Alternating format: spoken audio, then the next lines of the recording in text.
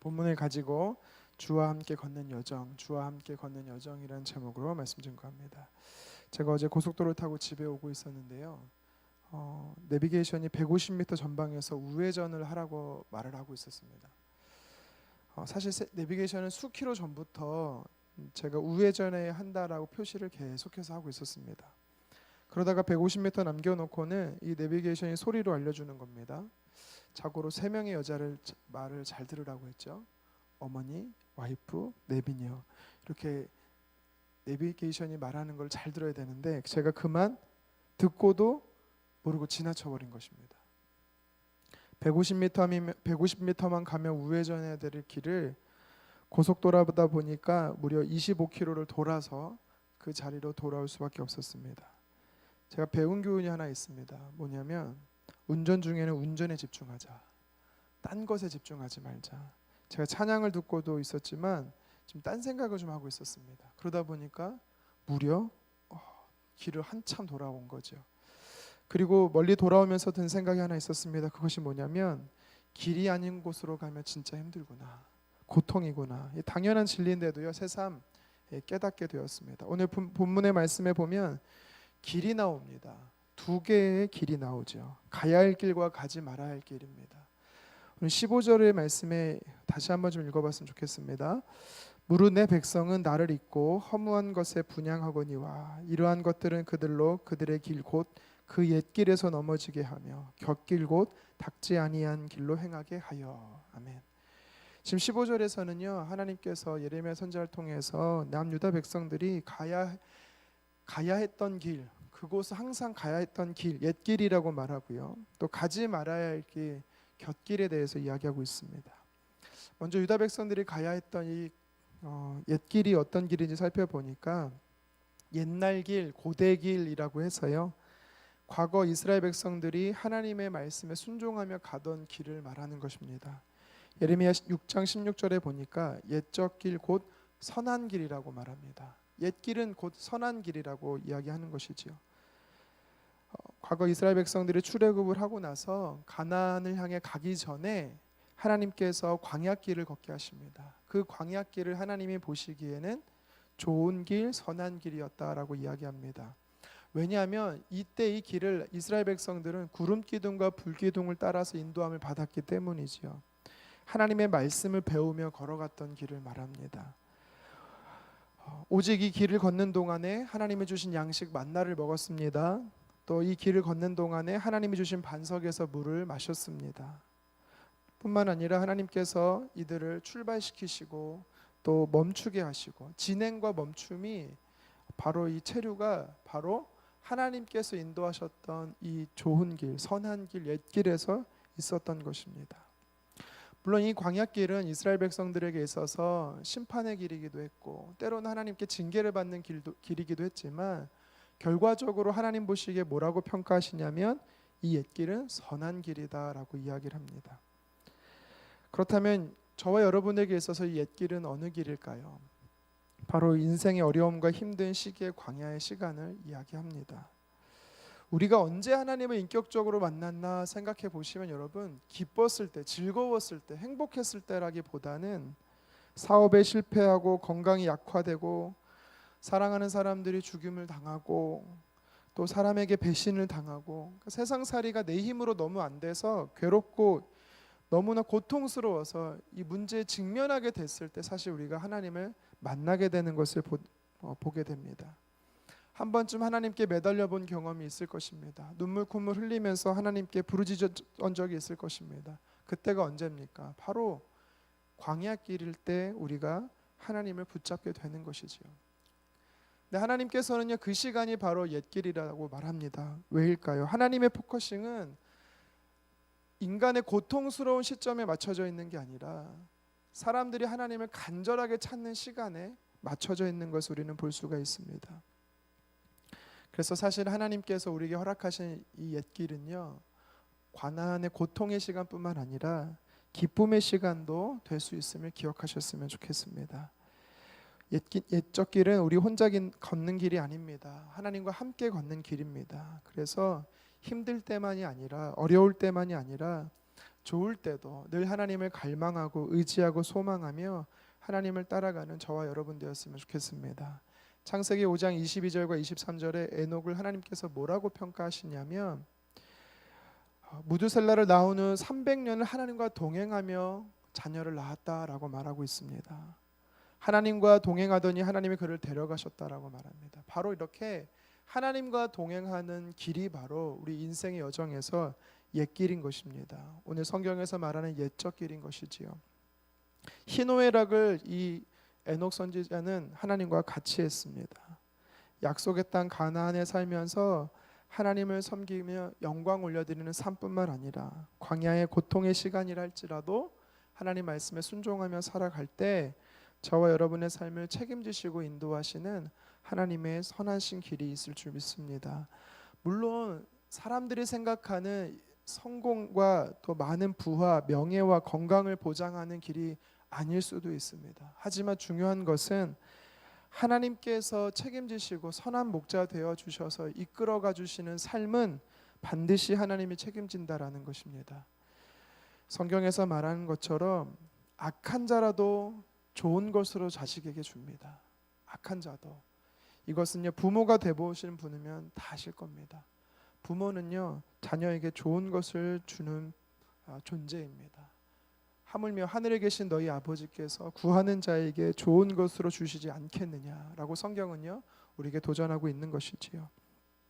그런데 문제는 뭡니까? 성경에서 이렇게 옛적 길, 하나님이 보시기에 선한 길로 살아야 되는데 오늘 성경 15절 하반절에 보니까 자꾸 이 남유다 백성들이 곁길로 간다라는 것입니다. 이 성경은 곁길이 어떤 길이냐 말하고 할 때 닦지 아니한 길이라고 말합니다. 한마디로 말하면 하나님께서 인도하시며 하나님께서 닦아주신 길이 아니라는 것입니다. 하나님과 무관한, 하나님과 관계없는 길이라는 것이죠. 비포장도로입니다. 차로 비포장도로를 달려보신 분들은 알겠지만 달리는 차도 금방 상하지만 차를 운전하고 있는 사람도요, 금방 육체적인 필요를 느낍니다. 하나님이 이끄시는 삶이 아니라, 하나님이 인도하시는 그 길이 아니라 내가 주도하고 내가 계획하고 내가 가는, 내가 책임지는 삶은요, 금방 피로가 오는 것입니다. 금방 한계가 오는 것이죠. 그리고 그 결과는 어떻습니까? 바로 낭떠러지다라고 성경은 말합니다. 오늘 본문 16절에 뭐라고 말합니까? 예레미야서 18장 16절에 뭐라고 말합니까? 다시 한번 읽어보도록 하겠습니다. 그들의 땅으로 두려움과 영원한 웃음거리가 되게 하리니 그리로 지나는 자마다 놀라서 그의 머리를 흔들리라. 아멘. 이게 무슨 뜻이냐면 웃음거리가 된다라는 것입니다. 그 결과가 사람들이 보기에 비웃음거리가 된다라는 것입니다. 하나님 없이 자기 스스로 자기가 가고자 하는 이 곁길로 가는 사람들은 나중에 결말은 비웃음거리라는 것입니다. 또 17절을 보시기 바랍니다. 제가 한번 읽습니다. 내가 그들을 그들의 원수 앞에서 흩어버리기를 동풍으로 함같이 할 것이며 그들의 재난의 날에는 내가 그들에게 등을 보이고 얼굴을 보이지 아니하리라. 아멘. 하나님께서 허락해 주신, 하나님이 인도하시는 이 옛적 길이 아니라 하나님과 무관한 이 곁길로 가는 사람들을 향해서 하나님 뭐라고 말씀하시냐면 방치하시겠다라는 겁니다. 뿐만 아니라 등을 돌리시겠다라는 거죠. 얼마나 무서운 말입니까? 그런데 27절을 반대로 해석해 보면 하나님께서는요, 옛적 길로 가는 사람들에게 친히 자신의 얼굴을 나타내 보이시겠다라는 겁니다. 뿐만 아니라 하나님께서는요, 자기의 인도함을 따라 그 길을 따라가는 자들을 하나님께서는 도와주시겠다라고 오늘 약속하는 것입니다. 사랑하는 성도 여러분, 저와 여러분들은 하나님 없이 살아가는 허황되고 패망의 곁길이 아니라 목마른 사슴이 너무나 갈급해서 시냇물을 찾듯이 우리 영혼이 하나님을 간절하게 찾는 저와 여러분 되었으면 좋겠습니다. 오늘 본문의 말씀에서 영적 교훈을 한 가지 더 살펴보겠습니다. 하나님과 함께 걷는 이 여정의 삶 속에서는요, 두 가지 길이 있다라고 제가 말씀드렸어요. 곁길이 아닌 하나님이 인도하시는 옛적 길을 우리가 선택해야 됩니다. 그런데 이렇게 옛적 길을 선택하는 사람들에게 어려움이 한 가지 찾아옵니다. 오늘 말씀에 보니까 18절에서 23절에 보니까 이 옛적 길을 하나님의 인도함을 따랐던 예레미야 선지자에게 어떤 위기가 옵니까? 사람들의 음모가 나타납니다. 하나님의 선하신 뜻을 따라 말씀을 대언하는 자들을 향해 그를 죽이고자 하는 사람들의 음모가 있는 것이죠. 그리고 예레미야 선지자는 이것을 간파하고 하나님께 간절히 기도하는 내용입니다. 이 말씀 보면서 우리가 무엇을 깨닫냐면 하나님의 사람들에게는요, 세상 사람들의 증오와 미움이 있다라는 것입니다.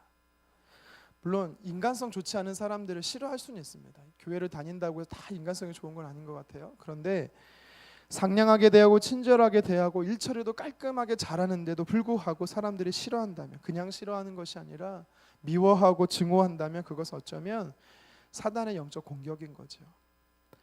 자, 이런 오해를 당하고 어려움을 당하면 하나님의 사람들은 어떻게 해야 될까요? 오늘 예레미야처럼 우리는 기도해야 되는 것입니다. 그런데 21절에 보십시오. 21절, 22, 23절 쭉 보면 기도의 내용이 나오는데 간단하게 정리하면 자녀들을 다 죽이고 아내들은 과부가 되고, 여러분 이 저주 섞인 기도 아닙니까?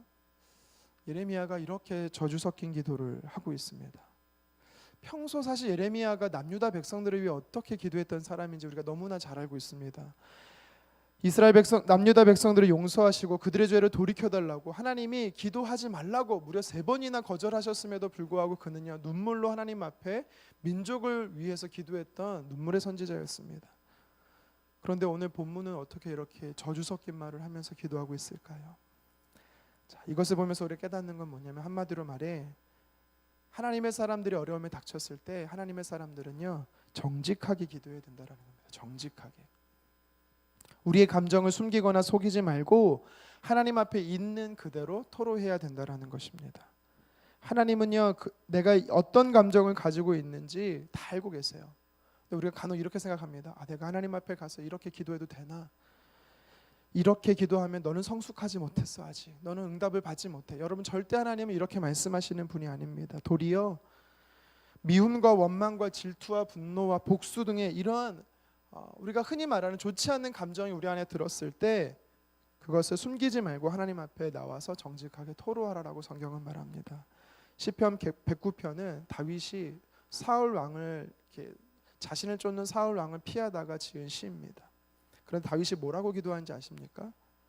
적의 생명을 단축시키시고 단명하게 해달라는 겁니다. 또 그의 자녀들은 고아가 되게 하고 아내는 과부가 되게 하고 소유는 다 빼앗고 자손이 없도록 끊어지게 그는요 기도했습니다. 이 대상이 누구였어요? 사울이었어요.